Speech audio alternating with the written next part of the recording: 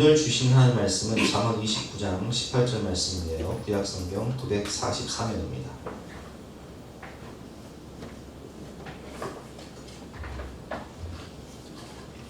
잠언 29장 18절 말씀, 한 절 말씀인데 우리 앞에 있으니까 우리 한 목소리로 같이 읽어보겠습니다. 시작. 묵시가 없으면 백성이 광야에 행하거니와 율법을 지키는 자는 복이 있느니라. 아멘.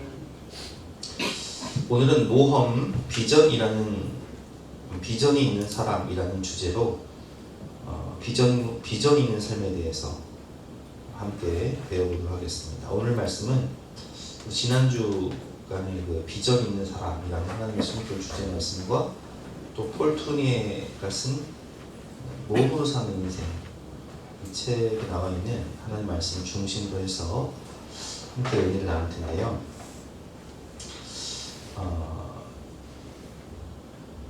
우리 인생은, 첫 번째로 인생은 하나님이 지휘하시는 모험이라는 거예요. 폴 트루니에의 명언인데, 폴 트루니에는 목사님이기도 하면서 또 심리학자이기도 하면서 의사이기도 하면서 또 작가이기도 해요. 이분은 참 기독교 상담학계에서는 굉장히 위대한 업적을 남기신 분이신데, 그분이 하신 말씀 중에 가장 명언이에요. 인생은 하나님이 지휘하시는 모험이다. 인간은 모험으로 살 때 가슴이 뛰고 생기가 돋습니다. 모험은 삶의 원동력이고 또 에너지의 원천이고, 우리가 어떤 목적, 표대를 향해 달려갈 때 정말 내 안에 막 설렘이 있고 기쁨이 있고 감동이 있는 거예요. 하나님도 이 세상을 창조하실 때 하나님은 모험을 하신 거예요. 하나님의 형상을 따라 인간을 만드시고 또 이 아름다운 세상을 만드신 창조적 모험을 하시고, 예수님도 인류가 범죄하고 타락해서 선악과를 먹고 다 지옥을 향해 갈 때 우리를 구원하기 위해서 하나님의 그 영광의 본체이신 그 만왕의 왕이신 삼위일체 하나님이신 예수님이 인간의 몸을 입고 이 땅에 오신 것, 성육신 자체가 아주 위대한 모험입니다.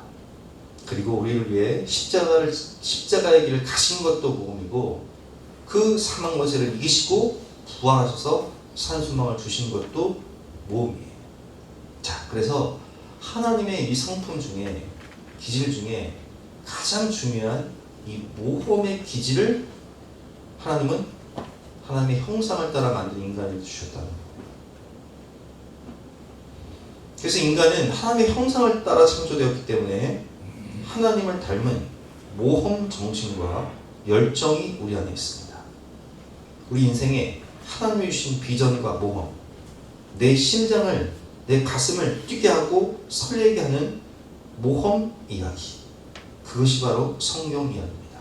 성경은 하나님이 지휘하시는 믿음의 사람들의 모험 이야기입니다. 아브라함, 하나님께서 아브라함에게 뭐라고 말씀하시죠? 너는 본토 친척 아버지 집을 떠나 내가 내게 지시할 땅으로 가라. 내가 너를 복의 근원으로 만들어 줄 것이다. 근데 여러분 생각해 보세요. 아브라함이 당시에 살고 있었던 갈대아 우르 지역은,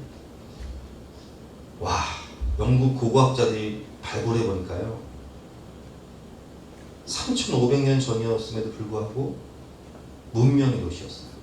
그래서 온수가 나오는 집, 그리고 도로가 대리석으로 포장된 도로, 그곳에서 아브라함의 아버지는 우상을 조각해서 만드는 직업을 가지고 있었는데 굉장히 부유한 삶을 살고 있었는데, 근데 하나님 말씀하세요. 그거 다 버리고 본토 친척 아버지 집을 떠나 내가 내게 지시할 땅으로 가라. 근데 지시할 땅은 어디예요? 지시한 땅도 아니고 지시할 땅은 어디인지도 몰라요. 근데 막상 가보니까 아무것도 없는 광야, 유대 광야. 지금으로 말하면 여러분 생각해보세요. 하나님이 여러분들에게 지금 본토 친척 아버지 집을 떠나서, 너희 집 떠나서 저 아프리카 오지로 선교 가라. 똑같은 거예요. 근데 아브라함은 그 말씀에 순종하여 길을 떠나는 모험을 시작하게 됩니다.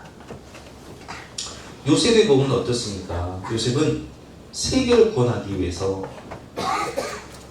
정말 이 야곱의 12아들이 이스라엘 민족이 되게 하는 구속사 역할을 하기 위해서 모험을 떠나요.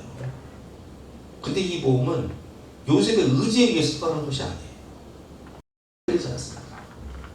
그런데 그럼에도 불구하고 모든 일을 누구를 만나든지 주를 섬기듯 최선을 다해 살아갈 때 하나님께서 걸음을 인도하셔서 누명을 쓰고 감옥에 가도 형통케 하셔서 애굽의 총리가 되게 하시고 세계를 구원하게 하는 모험을 진행시키시죠.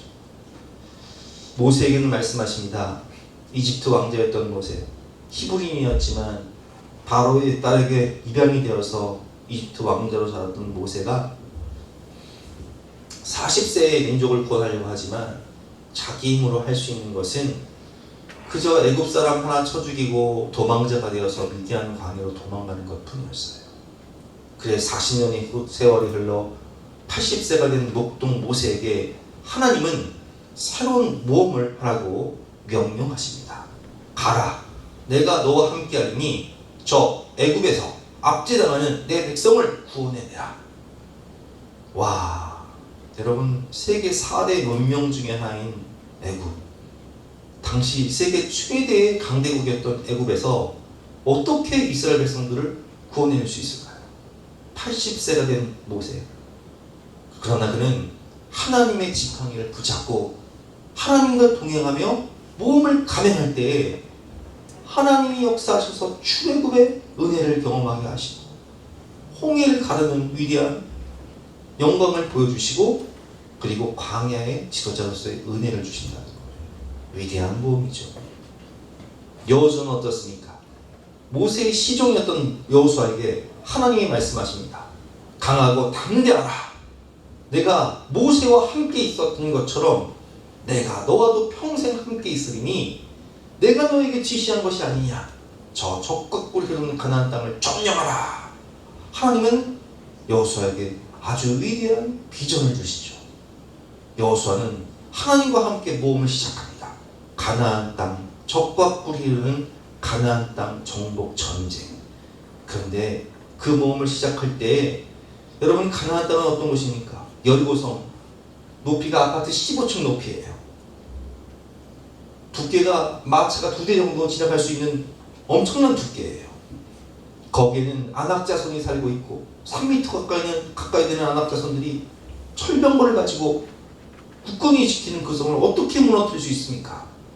그러나 하나님은 하나님의 위대한 능력으로 함께 하셔서 그들이 믿음으로 전진할 때 여리고성을 우르르 무너뜨려 주시고 가나안 땅을 점령하게 하시고 12지파에게 땅 분배를 하시는 놀라운 역사를 보여주십니다. 이것 또한 하나님의 지혜하시는 위대한 모험 이야기죠.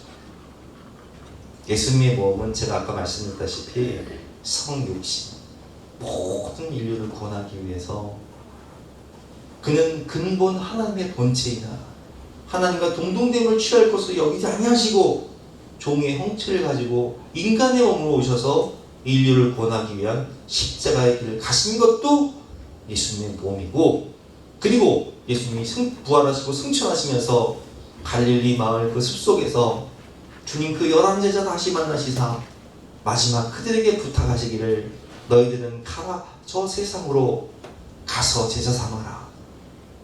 모든 민족의 구원이 너희에게 달렸다 말씀하시며 오직 성령이 너희에게 임하시면 너희가 권능을 받고 예루살렘과 온 유대와 사마리아 땅 끝까지 이르러 내 증인되리라 말씀하실 때에 그 명령을 붙잡고 믿음으로 모험을 시작한 12사도의 이야기가 바로 사도행전 아닙니까?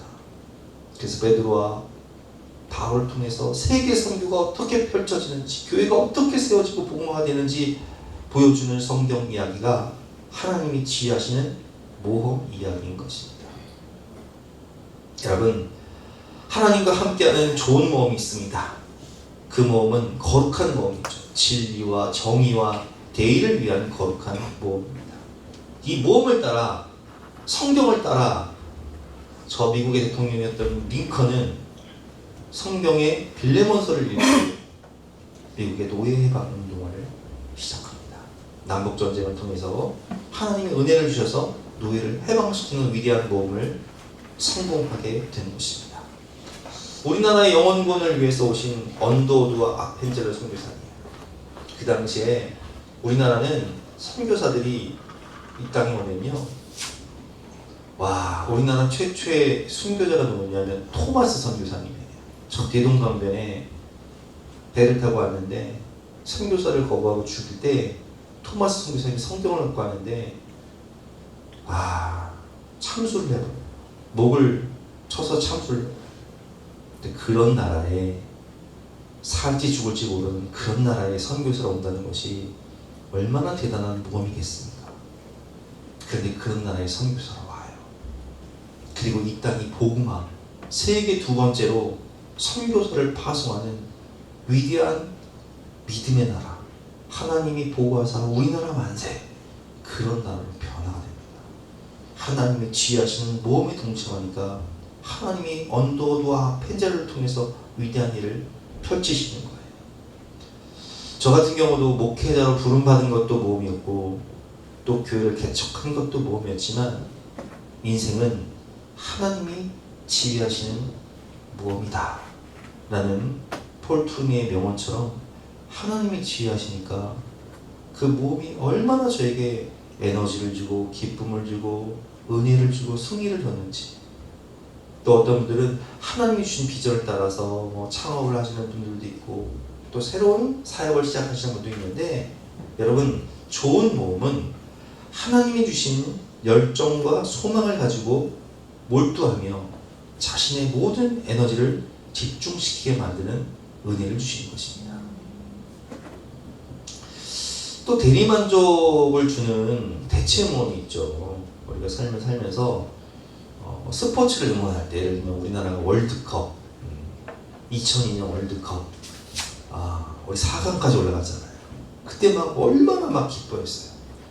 사실 따지고 보면 뭐 4강 올라간다고 여러분들 뭐 인생이 바뀌거나 뭐 집이 생기거나 그런 것도 아닌데, 우리는 그런 월드컵을 관람하면서 우리가 우리나라를 대표하는 그 선수들이 이 승리를 함으로 인해서 막 대리만족을 느끼는 거예요. 내가 응원하는 프로 야구 혹은 프로 축구팀이 막 우승하거나 승리할 때 막 환호하고 기뻐하는 이런 대리만족, 성취감을 느끼는 거죠. 모험을 좋아하는 인간의 이 본성 때문에 우리는 영화, 예를 들면 아바타 같은 영화를 볼 때 막 다른 가상세계에 들어 다른 행성에 가는 내가 그런 느낌을 받는 거예요. 내가 다른 행성을 모험하는 그런 설레임이 우리 안에 있는 거예요. 대리만족이죠. 뭐 해리포터 같은 책을 볼 때 우리는 차원 세계에 대한 모험, 그래서 막 어렸을 때 막 신밧드의 모험이라든지 막 이런 만화를 보면요, 막 가슴이 설레이는 거예요. 미지의 세계에 대한 모험.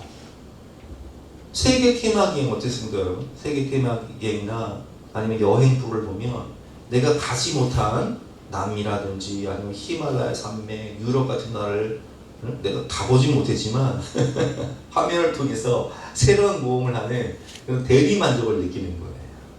뭐 이런 그 대체적인 대체 모험을 통해서 우리는 취미생활도 하고 또 여러 가지를 느끼면서 생활의 활력소를 느끼기도 하는 거예요.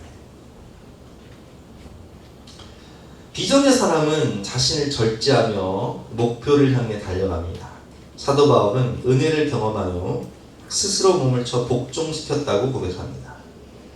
믿음으로 보는 것을 잡으려고 스스로 재갈을 물렸다는 뜻입니다. 이렇게 비전이 생기면 미래를 하나님이 주신 그 비전을 성취하기 위해서, 그 모험을 성공시키기 위해서 우리는 자제력과 절제가 있는 삶을 시작하는 거예요. 절제는 헬라어 네프라고 제가 말씀드렸죠. 몇 주 전에. 술 취하지 않는 건전함, 중독으로부터의 자유를 의미합니다. 절제의 사전적 의미는 알맞게 조절함, 방종하지 않도록 자기 욕망을 이성적으로 제어함.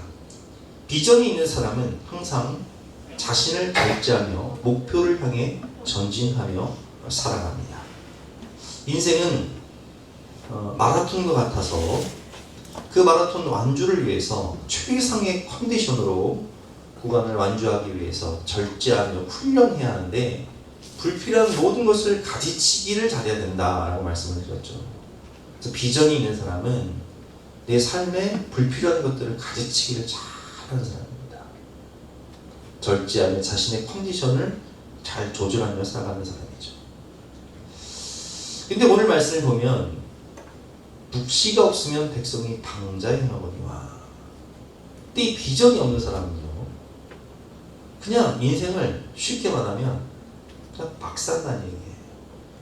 비전이 없으면, 인생에 목표가 없으면, 인생에 내 목숨을 걸 만한 모험이 없으면 그냥 막 산다는 얘기예요. 두 번째로 묵시가 없으면 백성이 방자에 살아갑니다. 오늘 본 말씀이죠. 묵시가 없으면 백성이 방자에 행하거니와 율법을 지키는 자는 복이 있느니라. 자, 모험은 하나님이 주신 기지라고 제가 말씀을 드렸죠. 근데 마귀도 우리의 이 기지를요 너무 잘 알아요. 그래서 선악과를 인간이 따먹을 때 마귀가 어떻게 유혹하죠? 너 이 선악과 먹으면 어떻게 되는 줄 알아? 네 눈이 밝아져서 네가 하나님 되는 거야. 그럼 얼마나 설레는 모험이겠어요. 근데 문제가 뭐예요? 선악과를 따먹는 순간 인간이 육체가 창세기 6장 2절 3절 말씀처럼 육신이 되고 육체가 되어버려요. 자기 인간의 타락한 본성을 따라 그냥 막 살게 되는 거예요. 인간이 하나님이 주신 꿈과 비전이 없으면요 백성이 방자에 행하게 되는 거예요. 하나님이 주신 좋은 모험을 찾지 못하면 자신을 파괴하는 나쁜 모험에 빠지게 되는 것입니다. 하나님 순교 206년을 보면 묵시는 영어로 비전입니다. 잠언의 저자는 꿈과 비전이 없는 사람은 마치 배터리가 방전되는 것처럼 서서히 죽어간다고 말합니다. 방자에 행하다는 히브리어로 파라라는 단어인데 여러 가지, 4가지 의미로 해석할 수 있어요. 그럼 방자에 행하다, 파라는 첫 번째로 어떤 뜻일까요? 재갈을 물리지 않다. 통제가 되지 않는다. 그런 뜻입니다. 말에 재갈을 물리는 이유는 기수가 원하는 방향으로 조절하고 능력을 제대로 발휘하기 위함인데 재갈을 물리지 않으면 그냥 지 마음대로 다니는 거예요.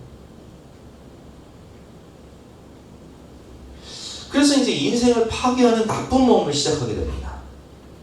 특별히 우리 아이들이 비전이 없으면, 묵시가 없으면 백성이 방자에 행하거니와 재갈 물리지 않은 그냥 막 사는 인생을 사는 거예요. 인생을 파괴하는 나쁜 모험, 사이버 세계로 도피를 하죠. 그래서 방황 내내 뭐하냐, 게임만 하는 거예요. 시간 죽이면서 절제하지 못하고 시간을 낭비하는 삶을 살게 되고, 특별히 마귀는 청년들에게 신천지와 같은 이단에 빠지게 되면 어떻게 돼요, 여러분? 인생과 청춘을 완전 망가뜨려버려요. 이단에 빠져 선택받았다는 잘못된 열정으로 그냥 인생을 통째로 잃어버리게 되는 그런 나쁜 모험을 하게 되는 거예요. 두 번째로 파라는 벌거벗음이라는 뜻이 있습니다. 꿈이 없는 사람은 쉽게 노출되어 악한 자들과 벗하고 불의한 일들에 쉽게 타락합니다.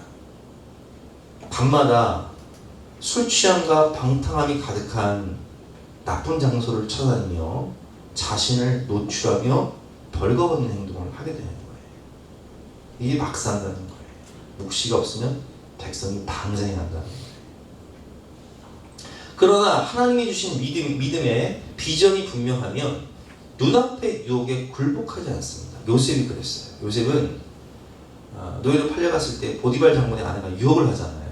창세기 39장 6절 말씀, 주인이 그의 소유를 다 요셉의 손에 위탁하고 가정 총무가 됩니다. 자기가 먹는 음식 외에는 간섭하지 아니하였더라. 요셉은 용모가 빼어나고 아름다웠더라. 요셉을 막 유혹하기 위해서 그 주인의 아내가 7절 말씀에 보니까 그 주인의 아내가 요셉에게 눈짓하다가 동침하기를 청하니 요셉이 거절하며 자기 주인의 아내에게 이르되 내 주인이 집안의 모든 소유를 간섭하지 아니하고 다 내 손에 위탁하였으니 이 집에는 나보다 큰 이가 없으며 주인이 아무것도 내게 금하지 아니하였어도 금한 것은 당신뿐이니 당신은 그의 아내입니다. 그런즉 내가 어찌 이 큰 악을 행하여 하나님께 죄를 지으리까? 여러분, 인간적으로 생각하면요, 보디발 장군의 이 아내와 동침하게 되면 내가 누릴 수 있는 게 많아요. 그런데 내가 이걸 뿌리치게 되면 잃을 것이 많아요. 실제로 요셉은 이 유혹을 뿌리친 걸 알미암아 이제 누명을 쓰고 감옥으로 가지 않습니까? 그동안 쌓았던 모든 것들을 다 잃어버려요. 그러나 그는 하나님 앞에서 내가 어찌 이렇게 큰 악을 저지르겠습니까? 10절 말씀, 여인이 날마다 요셉에게 청하였으나 요셉이 듣지 아니하여 동침하지 아니할 뿐더러 함께 있지도 아니하니라. 여러분, 비전이 확실한 사람은요, 자기 자신을 죄에게 내어주지 않습니다. 하나님이 주신 비전을 성취하기 위해 죄와 타협하지 말고 자기 인생에 지워지지 않은 오점을 만들지 말아야 돼요. 청년이 무엇으로 행실을 깨끗하게 할 수 있을까요? 시편 119편 9절 말씀, 청년이 무엇으로 그의 행실을 깨끗하게 하리까? 주의 말씀만 지킬 따름이니이다. 내가 전심으로 주를 찾았사오니 주의 계명에서 떠나지 말게 하소서. 내가 주께 범죄하지 아니하려 하여 주의 말씀을 내 마음에 두었나이다. 그래서 여러분, 우리가 항상 말씀 안에서, 성령 안에서 깨어있지 않으면 유혹에 무너질 수가 있다는 거예요. 세 번째로, 준비되지 않다. 파라라는 뜻은 준비되지 않다, 무방비하다라는 뜻입니다. 기회는 준비된 자에게 찾아옵니다. 파라는 마지막으로 교훈을 거부하다라는 뜻으로 사용됩니다. 잠언 15장 32절 말씀, 훈계받기를 싫어하는 자는 자기의 영혼을 경히 여김이라. 견책을 달게 받는 자는 지식을 얻느니라. 여호와를 경외하는 것은 지혜의 훈계라. 겸손은 존귀의 길잡이니라. 기회는 준비된 자에게 찾아옵니다. 여러분, 학창 시절에, 고등학교 시절에 비전이 없을 수 있어요. 너 커서 모델을 모르겠어요. 나도 그럴 수 있다고요. 뭘 경험해 봤어야지. 그런데 학창시절 확실한 비전이 없어도 열심히 공부해야 되는 이유가 뭐예요? 기회는 준비된 자에게 찾아오기 때문입니다. 열심히 공부를 해놓으면 내가 나중에 가고 싶은 학과나 대학이 생겼을 때 갈 수 있다는 거예요. 근데 준비되지 않으면 열천의 비유처럼 기름을 준비하지 않은 다섯천은요, 슬피며 쫓겨나잖아요. 비전이 없는 사람은 교훈을 잘 받아들이지 않습니다. 반면 비전이 있는 사람, 하나님의 묵시를 가진 사람은 정직하게 자신을 봅니다. 하나님의 말씀으로 자신을 성찰하고 기도하며 회개하여 성령으로 변화되십시오. 그럼 저도 학창시절에 묵시가 없으니까 방자에 살았다고요. 그러다가 주님 만나니까 비전이 생겼어요. 그러니까 자기 자신을 절제하게 되고 미래를 준비하게 되더라고요. 하나님 주신 비전이 있으니까 그 모험을 위해 내 모든 에너지를 집중시키고 인생을 몰두하게 되는 거예요. 여러분, 준비된 자에게 기회가 찾아옵니다. 준비를 해야 기회를 잡을 수 있습니다. 그러므로 학창시절에 열심히 공부하시길 바랍니다. 세 번째, 이 모험에는 특징이 있어요. 모험에 갱신이 있어야 합니다. 보험을 들어도 갱신을 해야 돼요. 자동차 보험 1년마다 갱신을 하지 않습니까? 갱신을 하는 이유가 뭐예요? 날짜가 지나면 효력이 없어요. 건강보험도 여러분 실비도 그렇고 자동차 보험도. 근데 모험도요, 갱신을 안 하면 이 다 약발이 떨어져요.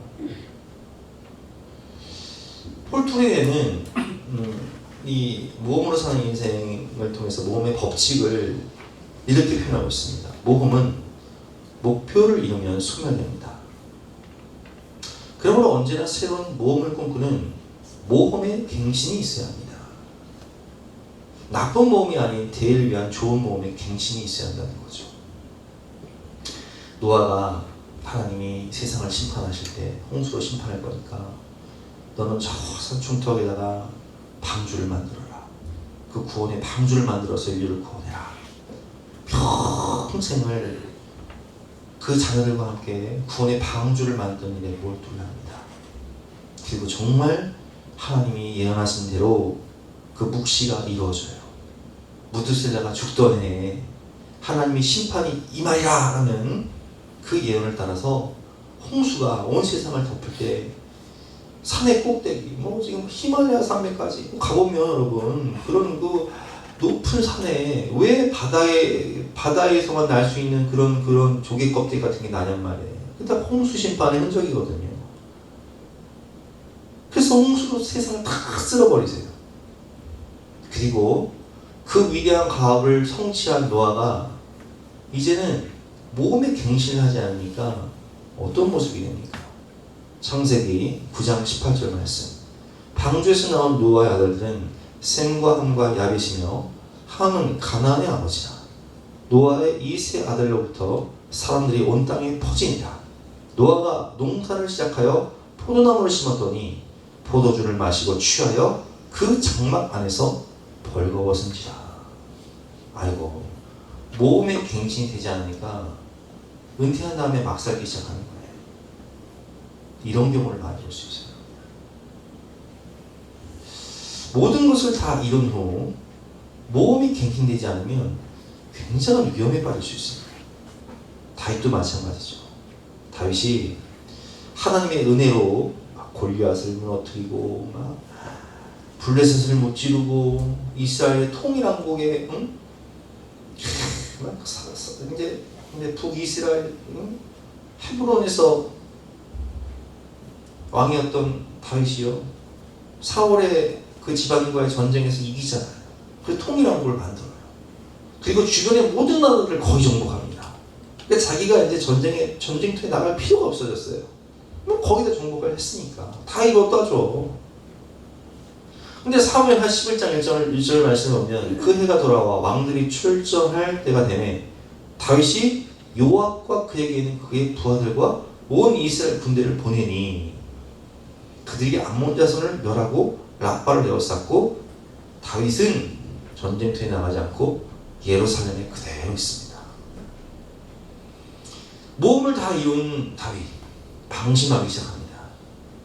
저녁 때 다윗이 그의 침상에 일어나 왕궁 옥상에 거닐다가 그곳에서 보니 한 여인이 목욕을 하는데 심히 아름다워 보이는지라. 다윗이 사람을 보내 그 여인을 알아보게 하였더니 그가 아뢰되 그는 엘리암의 딸이요 햇사람 우리아의 아내 바세바가 아니니까. 충신이었던 우리아의 아내였어요. 근데 다윗은 절제하지 못하고 다윗이 전령을 보내어 그 여자를 자기에게로 데려오게 하고 그 여자가 그 부정함을 깨끗하게 하였으므로 더불어 동침하매 그 여자가 자기 집으로 돌아가는데 그 여인이 임신함에 사람을 보내 다윗에게 말하되 내가 임신하였나이다. 우리아 죽이고 바세바를 취하지 않습니까? 모험이 갱신되지 않으니까 이런 일이 일어나는 거예요. 목표를 이루고 모험에 성공했을 때가 가장 위험한 때입니다. 그래서 중년의 때가요 참 위험한 때. 왜냐하면 중년이 되면 거의 목표를 이루고 안정적인 삶을 살게 되거든요. 자기가 자기 분야에서 성공을 한단 말이에요. 근데 여러분 보세요. 강원랜드에 그 차 잡히고 집 다 막 저당 잡히고 다 이런 사람들 어떤 사람들인 줄 아세요? 나름대로 모험, 자기 인생에 성공한 사람들이 무료하니까 그런데 가는 거예요. 그러니까 모험이 갱신되지 않으니까 잘못된 마귀가 준 잘못된 모험에 빠지는 거예요. 그래서 강원랜드에서 재산을 잃고 또 외국 카지노 가서 재산을 잃고 경륜, 경마에 빠져서 가정 잃고 사업 다 쫄딱망고 빚더미 안고 노숙자가 되신 분들이 상당히 많습니다. 그리고 막장 드라마 같은 잘못된 만남. 옛날 동창들 왜 만나? 만나서 뭐해요? 그래서 이 잘못된 만남을 통해서 이 상당한 스릴과 쾌감을, 새로운 모험을 하는 거죠. 잘못된 모험을 하는 거예요. 그걸 느끼지만 결국 파멸의 길로 가게 되는 모습을 많이 보는 거예요. 여러분, 모험을 이루고 모험에 성공했을 때가 가장 위험한 때인데, 이런 위험에 빠지지 않기 위해서는 뭘 해야 된다? 모험에 갱신을 해야 된다. 오늘 결론입니다. 인생은 하나님이 주의하시는 모험입니다. 하나님과 함께 꿈을 꾸십시오. 예레미야 33장 2절과 3절 말씀. 이를 행하시는 여호와, 그것을 만들며 성취하시는 여호와, 그의 이름을 여호와라 하는 이가 이와 같이 이르시도다. 너는 내게 부르짖으라. 내가 내게 응답하겠고, 내가 알지 못하는 크고 은밀한 일, 비밀한 일을 내게 보이리라. 자, 비전을 보여주시는 분이 누구세요? 하나님. 그럼 그 비전을, 그 모험을 행하시고 성취하시는 분이 누구세요? 하나님. 비전을 주시며 행하시고 성취하시는 여호와, 전능하시고 위대하신 하나님께 내 인생을 전적으로 의탁하고 하나님과 동행하며 함께 모험을 하십시오. 여기서 전적 의탁이라는 말이 참 중요해요. 폴투르니에는 사실 아버지가 태어났을 때 돌아가셨어요. 어머니가 6살 때 천국 가시죠. 10살 된 누나, 6살 된 그 어린아이, 제가 6살 때 엄마 돌아가시고 태어나자마자 아버지 돌아가시고. 그런데 그는, 제가 서두에도 말씀드렸지만, 의사로서, 또 상담자로서, 또 목사로서, 또 책을 엄청 많이 썼어요. 베스트셀러 작가로서. 이런 인생을 살 수 있었던 원동력이 무엇이었냐? 그는 숲속에서 자신의 인생을 하나님께 전적으로 의탁하는 기도를 드렸다고 해요. 하나님, 제 인생을 하나님이 디자인하시고 설계자시니까 백지수표 상태로, 그냥 백지 상태로 하나님께 의탁합니다. 나의 다닐 길을 인도하여 주시옵소서. 그리고 매일매일 말씀을 묵상하면서 하나님의 인도하심을 받을 때 돌아보니까 인생은 하나님이 지휘하시는 모험이었다, 이렇게 고백을 하고 있어요. 데스티니라는 책을 쓴 저자 고성준 목사님은, 우리가 다니엘 기도의 간증을 통해서 그렇지만, 그분은 아버지가 서울대 수학 교수였어요. 그러니까 그분도 서울대에 나왔다고요. 수학학과. 그리고 미국에 유학을 가서 수학 공부를 해서 박사학위까지 따신 분이에요. 자기 꿈은 그냥 대학 교수가 되는 거였는데, 근데 하나님이 그렇게 하지 않으셨어요. 제가 섬기는 교회에 목사님이 미국으로 가시면서 그 교회를 자기에게 부탁을 하죠. 아니, 교육제도 아닌데 성도들이 부탁을 합니다. 당신이 3년 동안 어차피 우리 교회를 섬겨야 되니까, 한국에서 있어야 되니까 우리 교회를 맡아달라고 기도를 하는데, 하나님이 비전을 주시는 거예요. 이 땅의 청년들을 변화시켜 선교사로 파송해라. 그래서 그분은 하나님의 인도하심 따라 하루아침에 그냥 결단하고 신학교를 들어가요. 그래, 목사님 되죠. 뭘 말합니까, 여러분? 우리 인생의 설계자, 우리 인생의 디자이너는 하나님이세요. 나를 나보다 더 잘 아시는 하나님. 그 하나님께 내 인생을 전적으로 의탁할 때, 하나님은 우리 인생을 통해서, 인생은 하나님이 지휘하시는 모험이 되는 것입니다. 하나님의 놀라운 비전을 주시는 것입니다. 그리고 그 일을 행하시고 성취하시고 영광을 받으시는 거예요. 말씀으로 인도하시는 하나님, 말씀을 떠나는 자에게는 그렇기 때문에 복이 있는 것입니다. 오늘 본 말씀이죠. 같이 읽어보겠습니다. 시작. 묵시가 없으면 백성이 방자히 행하오니와 율법을 지키는 자는 복이 있느니라. 아멘. 시편 119편 105절 말씀처럼 주의 말씀은 내 발의 등이요 내 길의 빛입니다. 그래서 저자는 이 폴 투링에는 이 책을 통해서 말씀 묵상의 중요성을 강조하고 있어요. 전적 의탁을 통해서 하나님의 말씀을 깊이 묵상할 때 하나님은 말씀으로 우리 매일매일의 삶에 오셔서 우리를 인도하시고 지도하시며 인생을 하나님이 지휘하심으로 모험으로 이끄시고 그 모험을 승리하게 하신다는 거예요. 하나님은 매일매일의 말씀을 통해 우리 인생을 위대한 모험으로 인도하십니다. 하나님의 말씀을 받고 하나님이 주신 거룩한 비전과 표대를 향해 달려갑시다. 허황된 내 꿈이 아니라 허황된 내 안에서 나오는 내 생각이 준 내 꿈이 아니라 오늘 내 삶을 이끄시고 하나님의 손길을 바라보며 세월을 아끼시고 하나님 안에서 오늘 내 삶을 이끄시는 하나님 안에서 하나님의 손길을 바라보며 세월을 아끼고 항상 하나님을 바라보면서 기도하고 성령 안에서 거룩하고 위대한 새로운 모험을 갱신하세요. 나이 드신 분들은 갱신하세요. 모험을 갱신하세요. 제가 이 설교를 준비하면서 하나님이 이 말씀이 떠오르게 하시더라고요. 시편 103편 5절 말씀 같이 한번 읽어보겠습니다. 시작. 좋은 것으로 내 소원을 만족하게 하사 내 청춘을 독수리같이 새롭게 하시는도다. 아멘. 모험의 갱신을 통해서 하나님은 좋은 것으로 내 소원을 만족하게 하사 내 청춘을 독수리같이 새롭게 하시는도다. 독수리처럼 날아오는 주를 낭만하는 자 올라가 독수리같이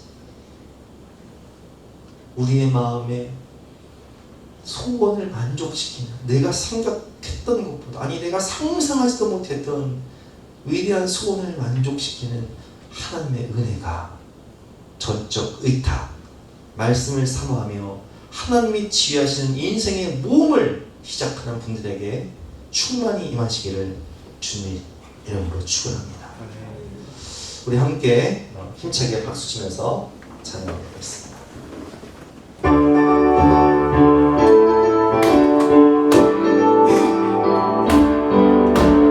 할 수 있다 하면 된다 해보자 믿는 자에게 끝이 없다니 없으리라 나는 부족해도 나는 약해도 주님 도와주시니 의심 말고 두려워하라 기적이 일어난다 말씀 안에서 믿음 안에서 할 수 있다 해보자 할 수 있다 하면 된다 해보자 믿는 자에게 끝이 없다니 없으리라 믿음 가지고 꿈을 가지고 주님 바라보아라 성령님이 도와주신다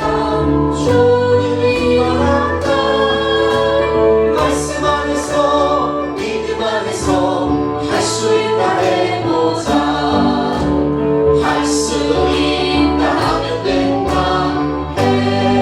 해보자 믿는 자에게 눈치 못하니 없으리라 기도하면서 찬양할 때에 주님 함께 하신다 할렐루야 할렐루야 기적이 일어난다 말씀 안에서 믿음 안에서 할 수 있다 해보자 우리 함께 주신 말씀 붙잡고 간절한 마음으로 주여 한번 외치고